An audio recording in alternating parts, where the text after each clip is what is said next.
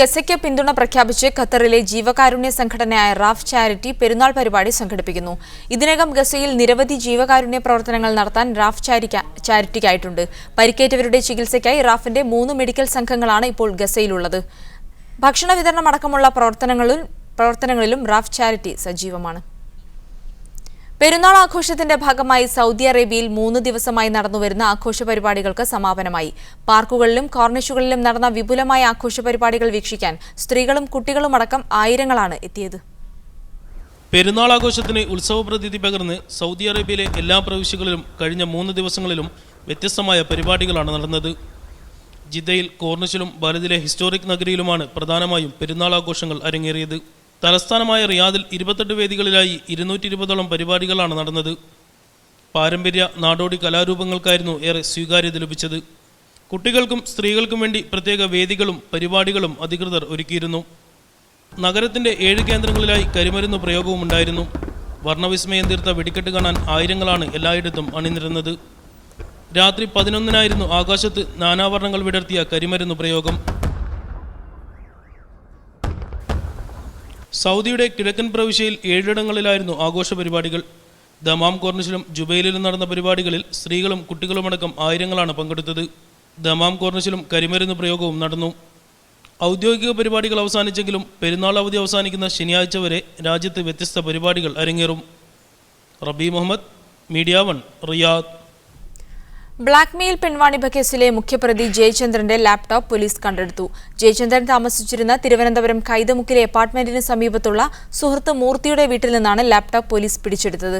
ജയചന്ദ്രൻ ഒളിവിൽ താമസിച്ച MLA ഹോസ്റ്റലിൽ തെളിവെടുപ്പ് നടത്തിയില്ല. സംഭവത്തിൽ മുൻ MLA ശരത് ചന്ദ്ര പ്രസാദിന്റെ മൊഴിയെടുത്തു.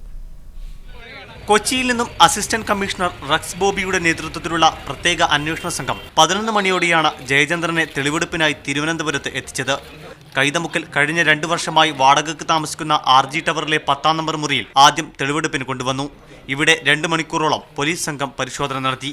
പക്ഷേ അപ്പാർട്ട്മെന്റിൽ നിന്ന് ഒന്നും കണ്ടെത്താനായില്ല. തുടർന്ന് നടത്തിയ ചോദ്യം ചെയ്യലിൽ ലാപ്ടോപ്പ് സുഹൃത്ത് മൂർത്തിയുടെ വീട്ടിലുണ്ടെന്ന് മൊഴി നൽകി. ഇതോടെ തൊട്ടടുത്ത മൂർത്തിയുടെ വീട്ടിലേക്ക് ജയചന്ദ്രനുമായി പോലീസ് എത്തി ലാപ്ടോപ്പ് കസ്റ്റഡിയിലെടുക്കുകയായിരുന്നു. ലാപ്ടോപ്പിൽ ബ്ലാക്ക്മെയിലിംഗിനായി പകർത്തിയ കൂടുതൽ ദൃശ്യങ്ങളുണ്ടെന്നാണ് വിവരം. ലാപ്ടോപ്പ് തന്നെ ഏൽപ്പിച്ചു എന്നല്ലാതെ മറ്റു ബന്ധമൊന്നും കേസിൽ തനിക്കില്ലെന്നാണ് മൂർത്തി പറയുന്നത്. പക്ഷേ മൂർത്തിയെ നേരത്തെ പോലീസ് ചോദ്യം ചെയ്തിരുന്നു. അപ്പോൾ ലാപ്ടോപ്പിന്റെ കാര്യം പോലീസിനോട് പറഞ്ഞിരുന്നില്ല. ഇത് കേസിലെ മൂർത്തിയുടെ പങ്കിനെക്കുറിച്ച് സംശയമുയർത്തുന്നു. MLA ഹോസ്റ്റലിൽ ജയചന്ദ്രൻ ഒളിവിൽ താമസിച്ച സംഭവത്തിൽ മുൻ MLA ശരത് ചന്ദ്ര പ്രസാദിന്റെ മൊഴി പ്രത്യേക അന്വേഷണ സംഘം എടുത്തു. തന്നെ കേസിൽ കൊടുക്കാൻ ചിലർ ബോധപൂർവം ശ്രമിക്കുന്നുവെന്ന് ശരത് ചന്ദ്ര പ്രസാദ് ആരോപിച്ചു. മൊഴിയെല്ലാം ഞാൻ നിങ്ങളെടുത്ത് പലപ്പോഴായി ചാനലിലൂടെ പറഞ്ഞിട്ടുള്ള സത്യങ്ങളെല്ലാം ഞാൻ അവരോട് പറഞ്ഞിട്ടുണ്ട്. എനിക്കറിയില്ല, ആരുണ്ടെന്ന് എനിക്കറിയില്ല. ആരായാലും ദൈവം കൊടുക്കും. അതേസമയം MLA ഹോസ്റ്റലിൽ ജയചന്ദ്രനെ കൊണ്ടുവന്ന് തെളിവെടുപ്പ് നടത്തുന്ന കാര്യത്തിൽ തീരുമാനമായില്ല. തെളിവെടുപ്പ് നടത്തുന്ന കാര്യത്തിൽ ഉന്നത ഉദ്യോഗസ്ഥരുമായി ആലോചിച്ച് തീരുമാനമെടുക്കുമെന്ന് അസിസ്റ്റന്റ് കമ്മീഷണർ റക്സ് ബോബി അറിയിച്ചു. മീഡിയ 1, തിരുവനന്തപുരം. മുക്കം അനാഥാലയത്തിൽ നിന്ന് കണ്ടെടുത്ത രേഖകൾ മുഴുവൻ വ്യാജമാണെന്ന് ക്രൈംബ്രാഞ്ച് ഇന്ന് ഹൈക്കോടതിയിൽ സമർപ്പിച്ച അന്വേഷണ പുരോഗതി റിപ്പോർട്ടിലാണ് ഈ വിവരം. അനാഥാലയങ്ങളിലേക്ക് കൊണ്ടുവന്ന കുട്ടികളെ ലൈംഗിക ചൂഷണത്തിനോ അവയവദാനത്തിനോ ബാലവേലയ്ക്കോ ഉപയോഗിച്ചിട്ടില്ലെന്നും ക്രൈംബ്രാഞ്ച് റിപ്പോർട്ടിൽ പറയുന്നു. മാതാപിതാക്കളുടെ അനുമതിപത്രം, അഗതി സർട്ടിഫിക്കറ്റ്, ജനന സർട്ടിഫിക്കറ്റ് തുടങ്ങിയ രേഖകൾ ഉപയോഗിച്ചാണ് മുക്കം അനാഥാലയത്തിലേക്ക് കുട്ടികളെ കൊണ്ടുവന്നത്. എന്നാൽ ഇവ മുഴുവൻ കൃത്രിമമായി ഉണ്ടാക്കിയതാണെന്ന് ക്രൈംബ്രാഞ്ചിന്റെ റിപ്പോർട്ടിൽ പറയുന്നു. കേസുമായി ബന്ധപ്പെട്ട് 101 കുട്ടികളടക്കം 307 പേരെയാണ് ക്രൈംബ്രാഞ്ച് ചോദ്യം ചെയ്തത്. കുട്ടികൾ ഒരു തരത്തിലുള്ള ചൂഷണത്തിനും വിധേയരായിട്ടില്ല. അനാഥാലയത്തിലെ കുട്ടികളുടെ എണ്ണക്കുറവ് പരിഹരിക്കാനായാണ് കുട്ടികളെ കൊണ്ടുവന്നത്. കുട്ടികളുടെ എണ്ണം കുറഞ്ഞാൽ അനാഥാലയത്തിലേക്കുള്ള ഫണ്ട് വരവിൽ ഇടിവുണ്ടാവുമെന്നതുകൊണ്ടാണ് ഇതെന്നും റിപ്പോർട്ടിൽ ചൂണ്ടിക്കാട്ടുന്നു.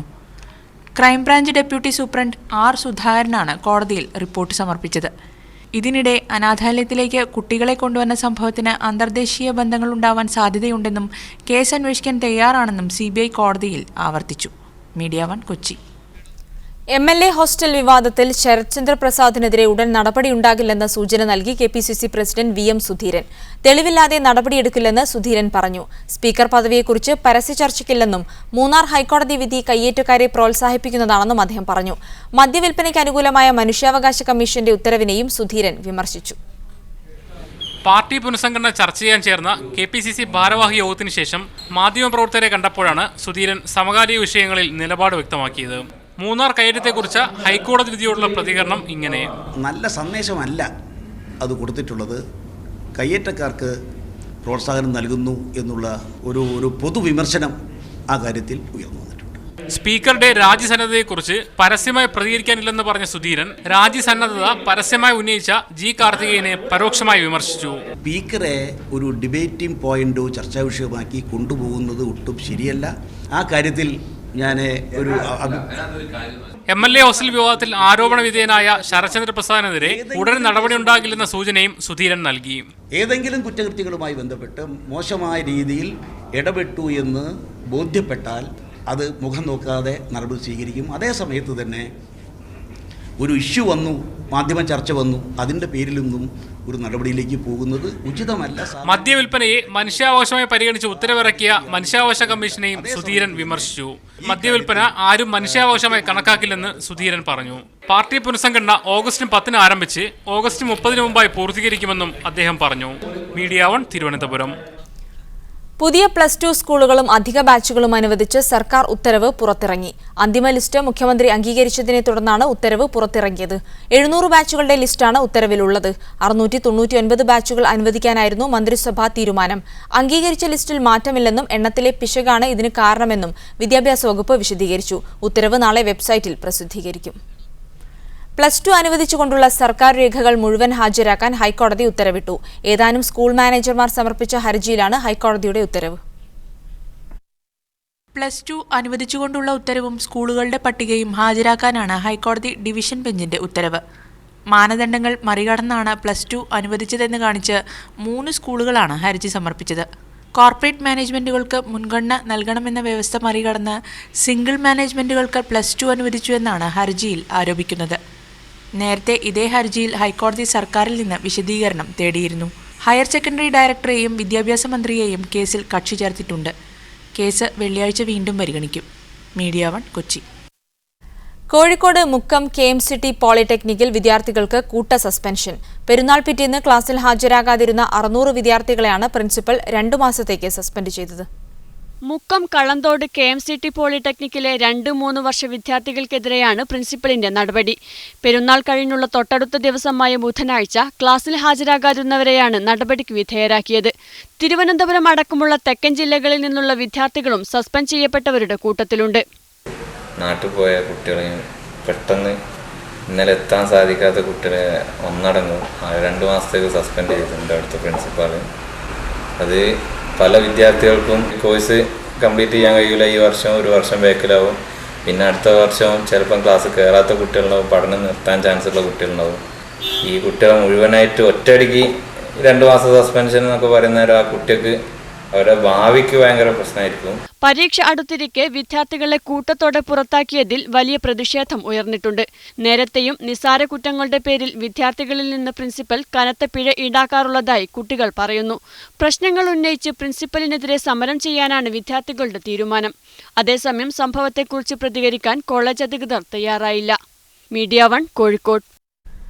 കൊച്ചി ചെലവന്നൂർ കായലിന് സമീപത്തുള്ള DLF കെട്ടിടത്തിന്റെ ചട്ടലംഘനം സംബന്ധിച്ച് വിദഗ്ധ സമിതിയുടെ റിപ്പോർട്ട് തീരദേശ പരിപാലന സമിതിയിൽ അവതരിപ്പിച്ചു.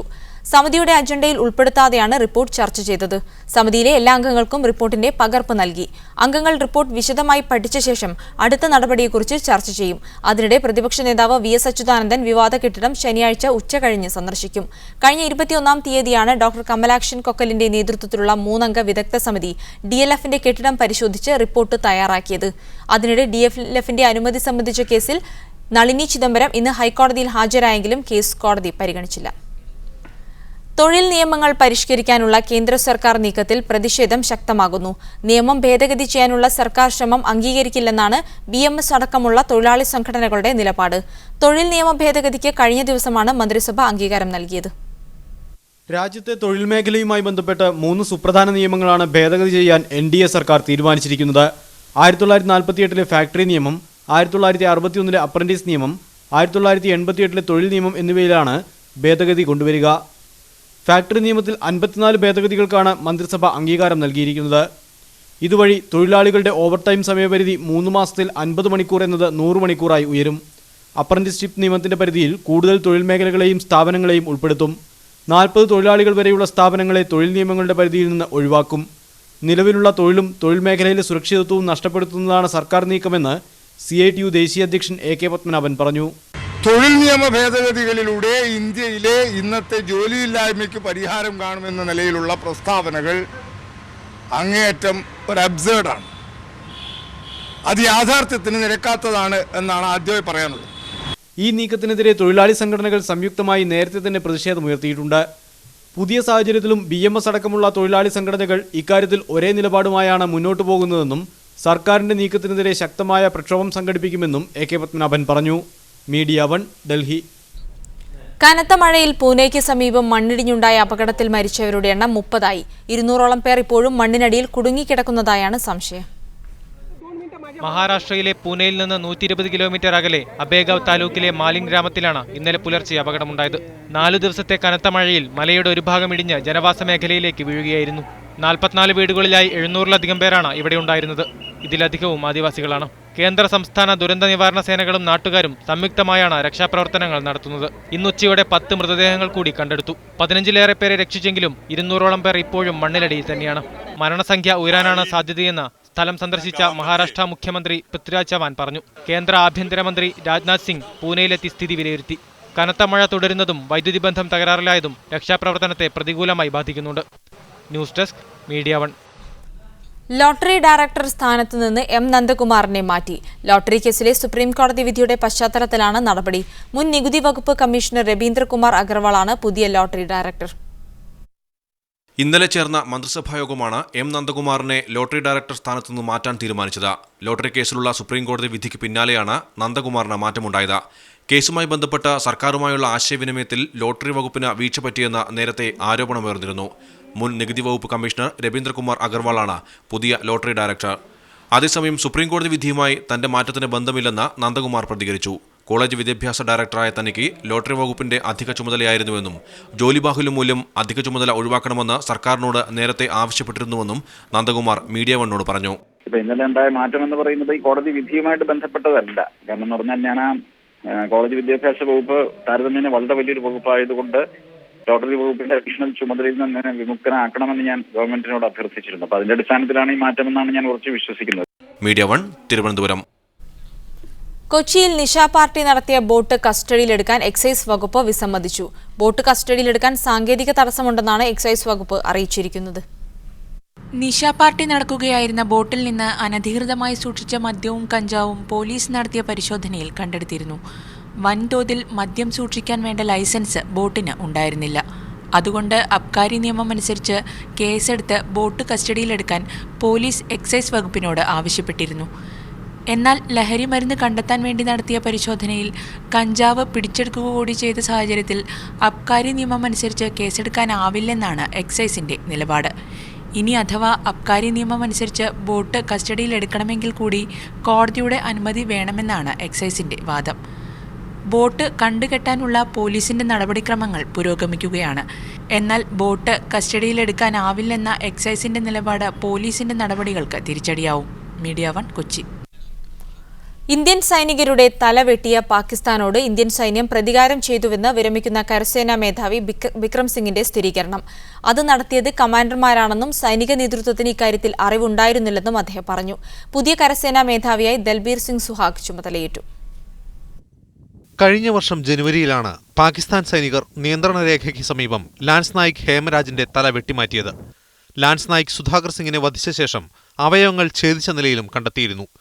ഇരു രാജ്യങ്ങളും തമ്മിലുള്ള ബന്ധത്തിൽ കൂടുതൽ ഉലച്ചിലുണ്ടാക്കിയ സംഭവം അന്താരാഷ്ട്ര ശ്രദ്ധയാകർഷിച്ചു. ഇക്കാര്യത്തിൽ ഇന്ത്യയും പാകിസ്ഥാനും തമ്മിലുള്ള വാക്പോരിനിടെ പാകിസ്ഥാൻ മാത്രമല്ല ഇന്ത്യയും പാക് സൈനികരെ ഇതേ രീതിയിൽ വധിച്ചിട്ടുണ്ടെന്ന് UN റിപ്പോർട്ട് ചെയ്തു. ഇക്കാര്യമാണ് ബിക്രം സിംഗ് ഒരു ചോദ്യത്തിന് മറുപടിയായി സ്ഥിരീകരിച്ചത്. It has been done. As I told you, please understand one thing, that when you use force, the use of force is from the tactical to the operational to the strategic level.